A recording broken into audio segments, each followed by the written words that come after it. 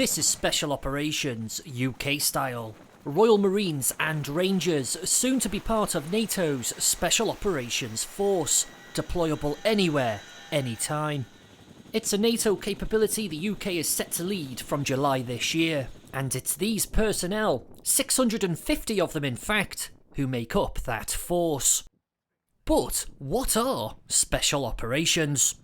So there's probably three broad categories you can wrap it up under. One is military assistance, where we, for example, would go into a country to assist them in the development of their indigenous capability or work with partners. One is special reconnaissance, where we might look at surveillance activities or even post-strike assessments to gain information for NATO and our alliance partners. And then also, subject to the right permissions, we can conduct direct actions, such as raids or attacks onto targets if the military necessity judges that a requirement. Preparations for the UK Armed Forces to lead this force have been 2 years in the making and have been a truly joint effort across sea, land and air capabilities.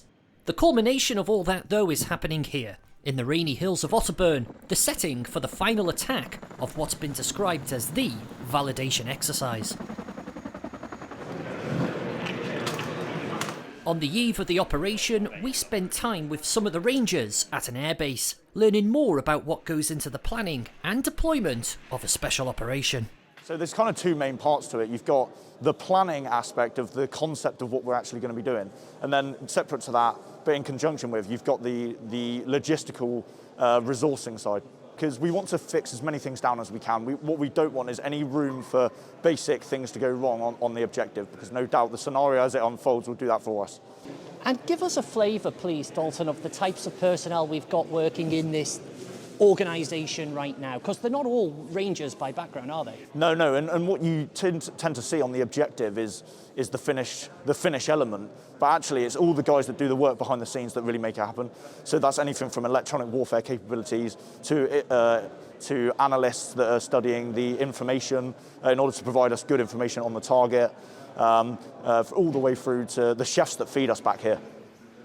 Well, here in Otterburn, the final stage of the validation exercise is about to take place. The Marines and Rangers are about to chinook into this location and capture an objective. And it's certainly an action-packed demonstration of what this Special Operations Force is all about. Deliberate, aggressive, professional. In no time at all, the job is done and the troops are out of here.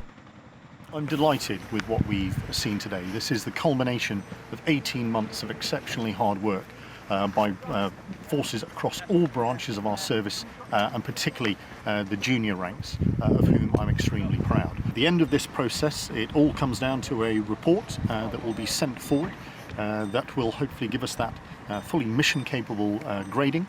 There are always areas that you wish to work on and develop for the future, but ultimately that report is what will give us sign-off and allow our military and political decision makers to give us that endorsement before we transfer to NATO on the 1st of July.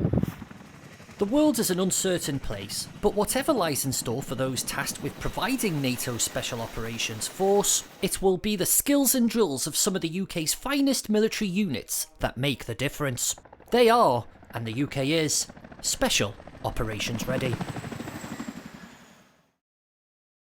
Thanks for watching. For more from BFBS Forces News, like and subscribe to our channel.